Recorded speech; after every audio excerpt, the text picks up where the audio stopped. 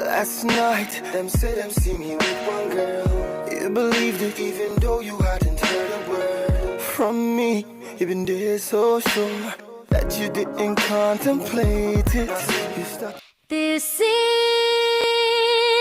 Diamond FM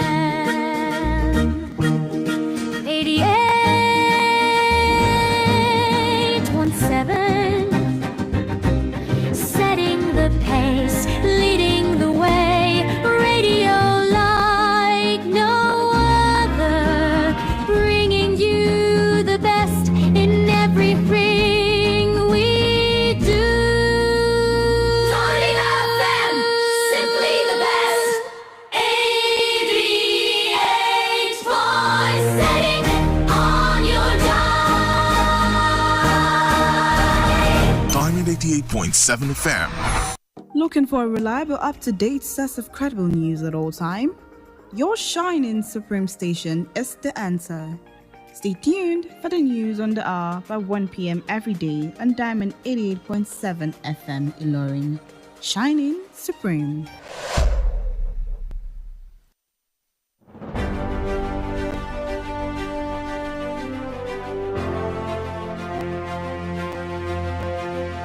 From the news desk of Diamond 88.7 FM Ilorin, this is News on the Hour.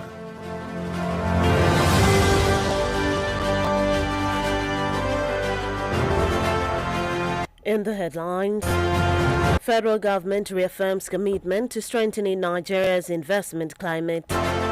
Federal government, SANU, NASA resume renegotiation talks today. Former Kanu Deputy Governor Gwaruzo quits ADC. Akwa Ibom creates aviation ministry to consolidate international aviation gains. On the foreign scene, drones target Khartoum airport. Sudan alleges Ethiopian involvement. In sports news, Foresters boss hails Awoniyi after netting brace versus Chelsea. Good afternoon and thank you for staying with us in Diamond 88.7 FM Ilorin. This is the news on the hour. I am Bisola. Oduwole Suleiman. We'll bring you details of the news after this break. Please stay with us.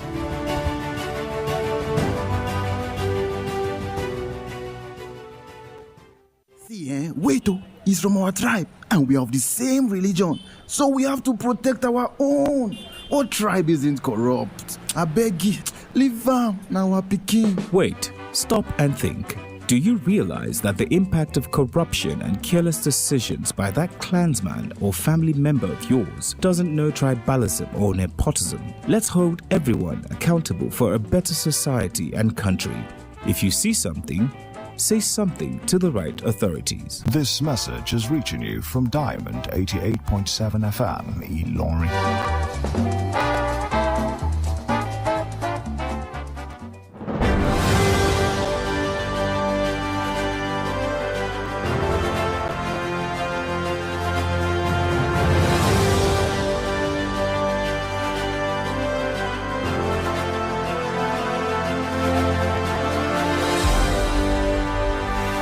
Welcome back from that break. Please note that you can listen to us via our website www.diamondfm.net or watch us live on YouTube at Diamond FM Ilorin.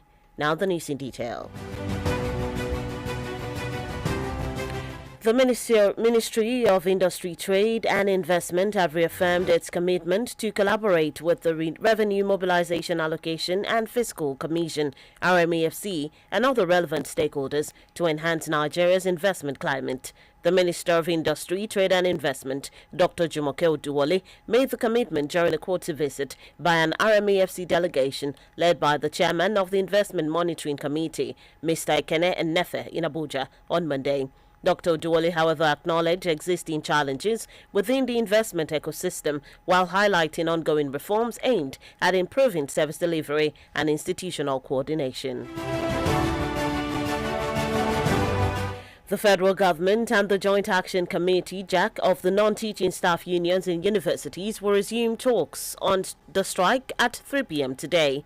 The JAC, comprising of the Senior Staff Association of Nigerian Universities, SANU, and the Non-Academic Staff Union of Educational and Associated Institutions, NASU, began an indefinite strike on April 30, following the expiration of a one-month ultimatum to the federal government over the renegotiation of the 2009 agreement.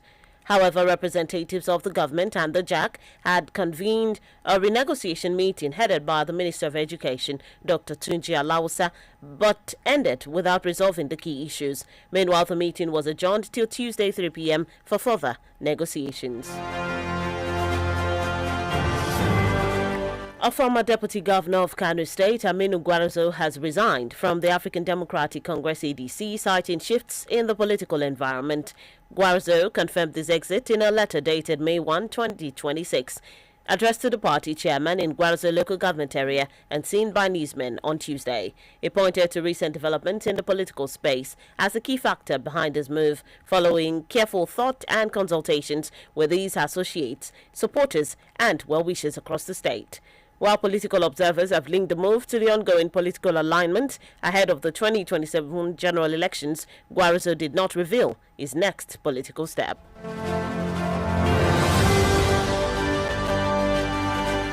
Meanwhile, the National Drug Law Enforcement Agency NDLEA Kano Strategic Command has arrested 6 suspected drug dealers during a raid around the Bayero University Kano Old site as part of efforts to rid the area of illicit drug activities. Spokesperson of the command, Sadiq Meigatari, disclosed in a statement that the operation, carried out under Operation Sharar Mafaka, followed a formal complaint by the management of Bayero University Kano over the increasing use of part of the campus and adjoining areas for drug trading and consumption.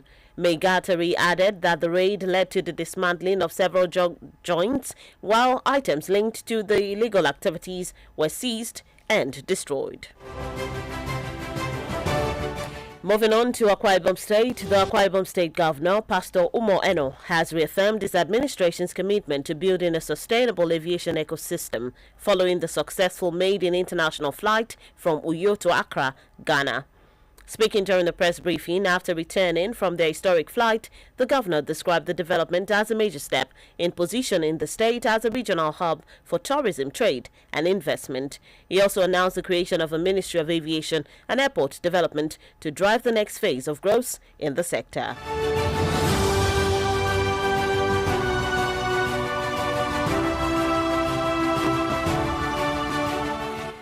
A Kwara-based non-profit organization, the Rose Hope Foundation, has unveiled an expanded social intervention agenda in Ilorin with the launch of Kado Spectrum Academy and a free vocational training program aimed at supporting persons with autism, people with special needs, and the elderly across Nigeria. Speaking during the press briefing held at Kado Spectrum Academy on Agwadam Road, Ilorin, the executive director of the foundation, Rose Afolabi, said the initiative was born out of a strong commitment to inclusion and dignity for the vulnerable groups in the society. Afolabi further explained that the foundation, established in April 2024, runs 4 core programs, including an autism academy, elderly care and assisted living home, free vocational training, and research and community engagement initiatives. According to her, Kado Spectrum Academy has received government approval, adding that preliminary engagements with relevant authorities were carried out in 2025 to ensure compliance and partnership. And that's it on the local scene. The news on the hour is reaching you from Diamond 88.7 FM Ilorin. We take a short break. When we return, we bring you foreign and sports news. Please stay with us.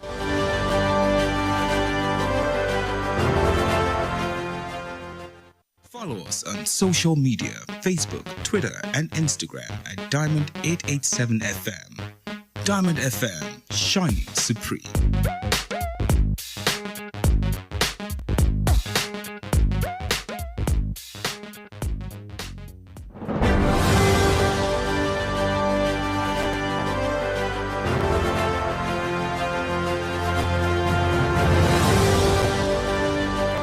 Welcome back from the break. You're still tuned in and listening to the news on the hour, reaching you from Diamond 88.7 FM in Lorry. Before that break, we brought you local stories. Now we move on to the foreign scene.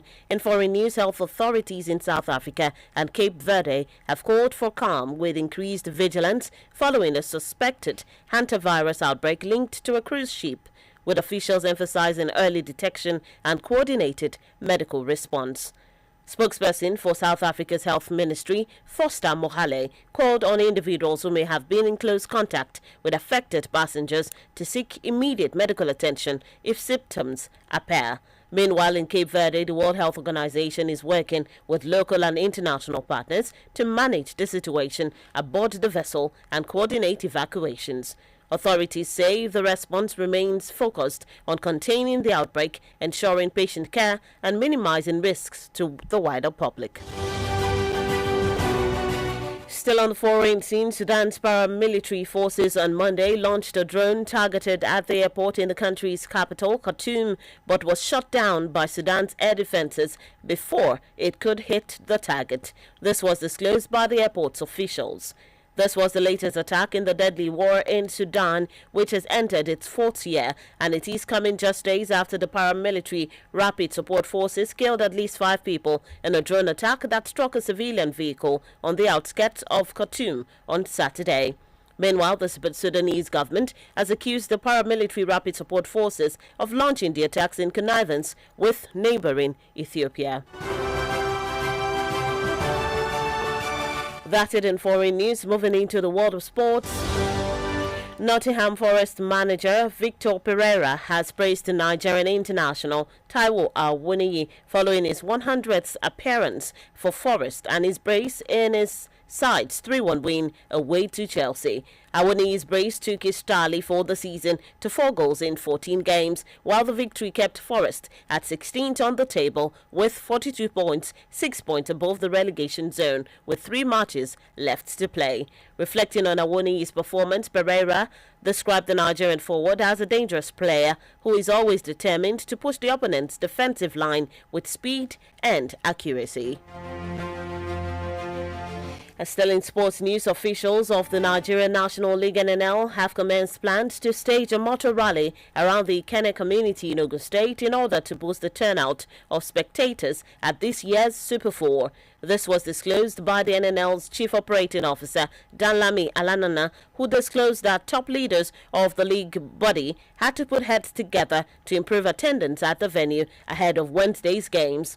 He, however, said the situation might have been better if Remo Stars FC had been involved in the competition, or if it had been a national team event, which usually generates more interest across the ancient town.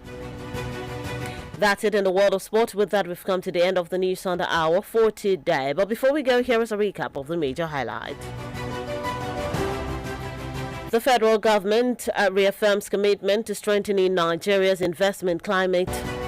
Federal government Sanu Nasu resumed renegotiation talks today. Former Kanu Deputy Governor Gwarazo quits ADC. Akwa Ibom creates aviation ministry to consolidate international aviation gains. On the foreign scene, drones target Khartoum Airport. Sudan alleges Ethiopia's involvement. In sports news, Forest's boss hails Awoniyi after netting brace versus Chelsea. And those are the major headlines as brought to you. Before we wrap up the news, we take a look at our Today in History segment. Did you know that on this day in the year 2010, Nigeria's 13th head of state, President Umaru Musa Yar'Adua, passed away at 58 in Aso Rock Presidential Villa after a prolonged illness? Now you know. For news coverage and information about happenings around you, kindly contact the Diamond FM newsroom number